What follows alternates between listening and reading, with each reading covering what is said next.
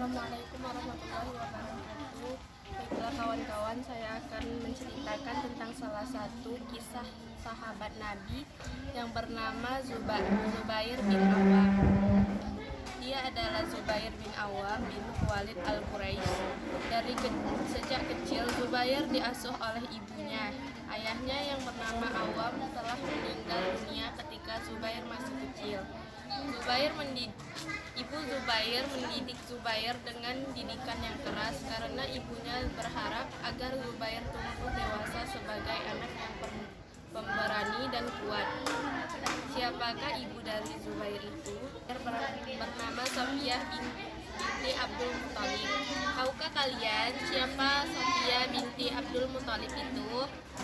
Sofiyah binti Abdul Muthalib adalah saudara kandung ayah Rasulullah, bibinya Rasulullah Shallallahu Alaihi Wasallam. Berarti Zubair itu sepupu Rasulullah Shallallahu Alaihi Wasallam. Lalu siapakah ayah Zubair? Awam bin Khuwailid.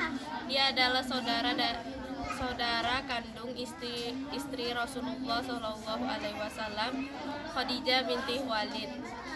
Jadi Zubair adalah keponakan istri Rasulullah Shallallahu Alaihi Wasallam. Subhanallah, ternyata Zubair bin Awam memiliki hubungan keluarga yang dekat dengan Rasulullah. Zubair bin Awam ini sepupu Rasulullah dan keponakan istri Rasulullah, Khadijah binti Khuwailid. Zubair bin Awam lahir 15 tahun sebelum kenabian. Ketika Abu Bakar masuk Islam, dia mengajak beberapa orang untuk masuk Islam. Zubair termasuk orang yang masuk Islam berkat dakwah Abu Bakar As-Siddiq. Zubair masuk Islam 2 hari setelah Abu Bakar masuk Islam. Usia Zubair waktu itu kira-kira masih 15 tahun. Ibunya Sofiyah binti Abdul Muthalib masuk Islam setelah didakwai oleh Rasulullah. Sahabat yang telah masuk Islam di kota Mekah mendapatkan siksaan dari orang-orang kafir Mekah. Begitu juga Zubair. Dia banyak mengalami siksaan, hinaan, cacian, dan berbagai macam cobaan. Akan tetapi semua itu tidak menjadikannya terputus asa atau menyerah. Iman yang besar menjadikan Zubair tetap bersabar atas berbagai macam siksaan itu. Ini yang menjadikan Zubair dan para sahabat lainnya memiliki kemuliaan yang tinggi di sisi Allah SWT. Orang yang paling keras menyiksa Zubair justru pamannya sendiri yang bernama Naufal bin Khalid. Dia adalah orang yang paling membenci Zubair bin Awam. Naufal tidak segan-segan menyiksa keponakannya sendiri dengan siksaan yang kejam. Naufal mengikat Zubair lalu menutupi badannya dengan sejenis tikar. Kemudian Naufal menyalakan api di kaki Zubair. Tentu panas api itu akan masuk ke semua badan Zubair hingga dia hampir meninggal. Naufal bin Khuwailid terus menyiksa Zubair bin Awam dengan cara seperti itu. Dia memaksa Zubair untuk meninggalkan Islam dan kembali ke agama kemusyrikan.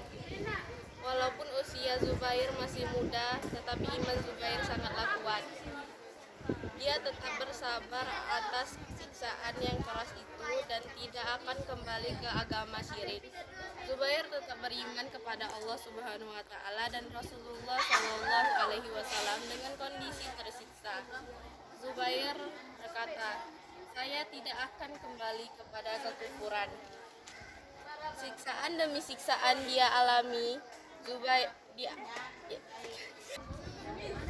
Siksaan demi siksaan dialami Zubair bin Awam.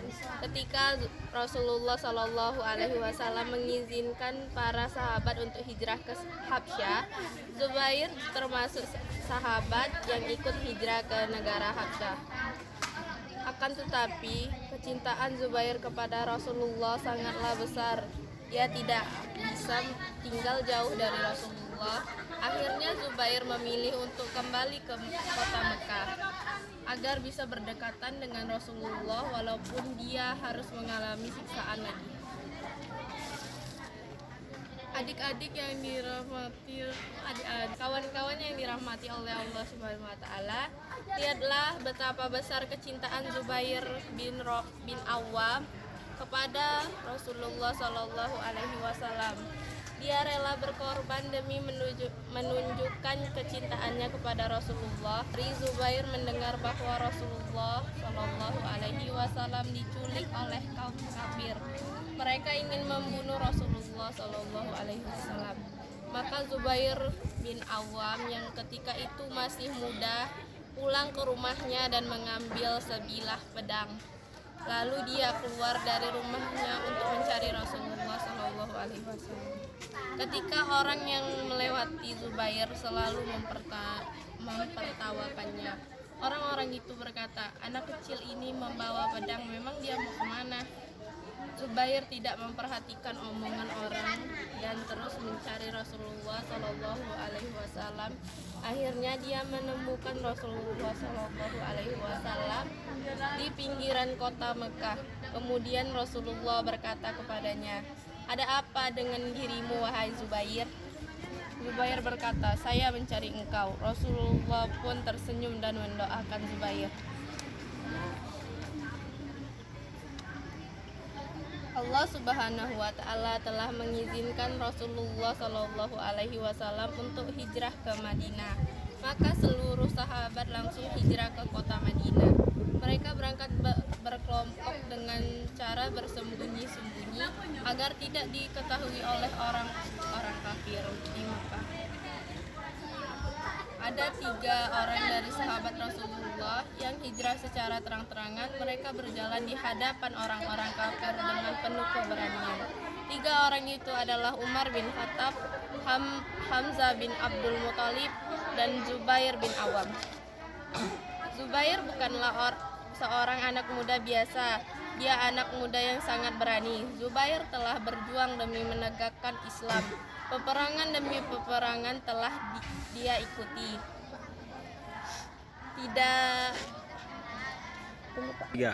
Tidak ada satu musuh pun yang berhadapan dengan Zubair, melainkan musuh itu akan mati dengan pedang Zubair. Tubuh Zubair tidaklah mulus seperti orang pada umumnya. Tubuh banyak dipenuhi dengan luka bekas peperangan dan menunjukkan betapa besar kepergian Zubair dalam memerangi kaum kafir. Di pundak Zubair terdapat luka bekas tusukan pedang dan yang sangat dalam. Jika seseorang memasukkan jarinya ke dalam luka itu, niscaya jari-jarinya akan masuk ke dalam luka itu. Subhanallah, begitu dalam luka Zubair itu. Di dada Zubair juga terdapat luka yang cukup besar bekas anak panah. Luka itu membentuk lubang besar di semata. Pada saat perang Badar tahun kedua Hijriah, Zubair menunjukkan kepahlawanannya dalam memerangi pasukan kafir. Zubair berjuang dan berjihad dengan penuh keberanian hingga dia banyak membunuh pasukan kafir. Di tengah-tengah peperangan itu, Zubair bertemu dengan pamannya Naufal bin Walid, orang yang telah menyiksanya dengan begitu kejam. Zubair tidak banyak berpikir lagi. Dia langsung menyerang pamannya dan berhasil membunuhnya. Pada saat perang Badar, ada sebuah kejadian yang luar biasa. Kejadian ini menunjukkan kemuliaan Zubair di sisi Allah. Ketika perang berlangsung, Zubair memakai sorban berwarna kuning yang terikat di kepalanya. Lalu Rasulullah mengatakan, "Saya melihat malaikat Jibril datang dan membantu kita." Rasulullah dan para sahabat dalam memerangi kaum kafir, Jibril datang dengan memakai baju dan sorban seperti sorban yang dipakai oleh Zubair bin Awam. Subhanallah, alangkah mulianya Zubair. Sungguh besar keberanian dan perjuangan Zubair hingga malaikat Jibril datang dengan memakai baju seperti baju Zubair. Ini adalah kemuliaan yang telah Allah berikan kepada Zubair. Kemuliaan ini tidak diberikan kepada sahabat lainnya yang ikut dalam perang Badar.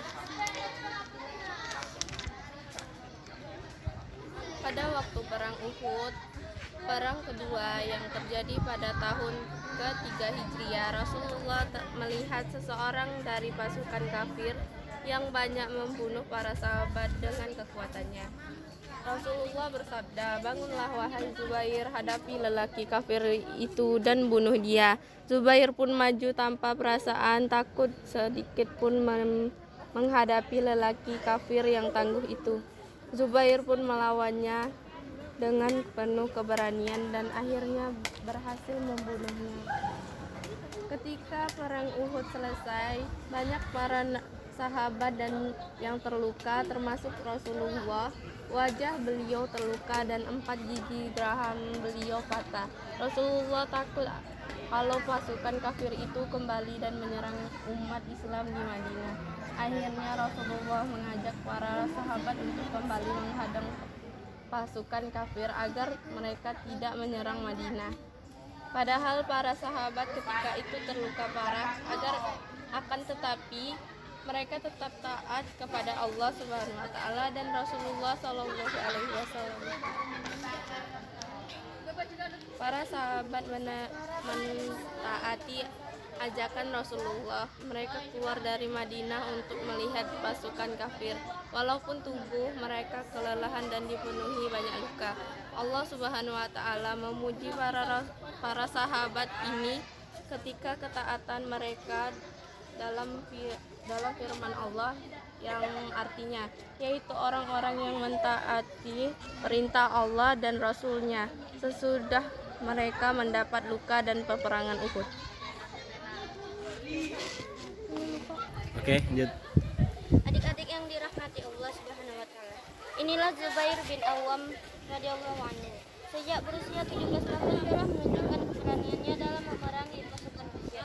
Dalam setiap peperangan, Zubair radhiyallahu anhu meletakkan pedang dan tombaknya di atas pundaknya. Hal ini yang menjadikan musuh Islam selalu ketakutan setiap kali melihat Zubair radhiyallahu anhu. Ali bin Abi Thalib radhiyallahu anhu pernah memuji Zubair radhiyallahu anhu. Ali radhiyallahu anhu berkata, "Orang yang paling berani adalah Zubair. Zubair telah berjihad membela Islam dan menegakkan agama Allah dengan penuh keberanian." Seorang sahabat dan juga panglima perang yang bernama Amr bin As radhiyallahu anhu hendak memerangi pasukan Romawi yang menjelajah negara Mesir. Akan tetapi pasukan Amr bin As radhiyallahu anhu hanya berjumlah 3.500 pasukan. Amr radhiyallahu anhu pun menulis surat kepada Khalifah Umar bin Khattab radhiyallahu anhu untuk meminta tambahan pasukan untuk memerangi Romawi. Kirimkan tambahan pasukan kepada Amr bin As radhiyallahu anhu. Pasukan tambahan itu berjumlah 4.000 orang yang dipimpin oleh Zubair bin Awam radhiyallahu anhu.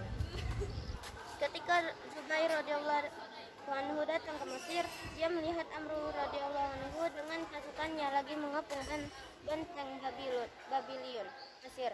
Zubair radhiyallahu anhu pun menaiki kudanya dan mengelilingi benteng itu, lalu meletakkan pasukannya di sekitar benteng itu. Pengepungan itu berlangsung cukup lama. Akhirnya Zubair radhiyallahu anhu mengambil tangga dan menaiki benteng itu. Zubair berkata, "Jika aku bertakbir, serbulah benteng ini." Zubair pun menaikinya dan sesampainya di atas benteng, Zubair bertakbir. Ketika pasukan Romawi mendengar takbir Zubair, mereka lari ketakutan. Adik-adik yang dirahmati Allah, lihatlah bagaimana keberanian Zubair dalam melawan pasukan kafir. Zubair menaiki benteng musuh sendirian, dia tidak takut mati, bahkan dia berharap agar dapat meninggal sebagai syahid. Keberanian Zubair inilah yang menjadikan pasukan lawan ketakutan, sehingga Mesir dapat ditaklukkan dengan mudah oleh pasukan Zubair bin Awam dan Amr bin As. Zubair bin Awam termasuk salah satu dari 10 sahabat yang telah dijamin masuk surga oleh Allah Subhanahu wa taala dan Rasulullah sallallahu alaihi wasallam. Rasulullah menyebutkan 10 sahabat yang dijamin masuk surga itu dalam sabdanya. Abu Bakar di surga, Umar di surga, Utsman di surga, Ali di surga, Talha di surga, Zubair bin Awam di surga, Abdurrahman bin Auf di surga, Sa'ad bin Abi Waqqas di surga, Said bin Zaid di surga, Abu Ubaidah bin Jarrah bin surga.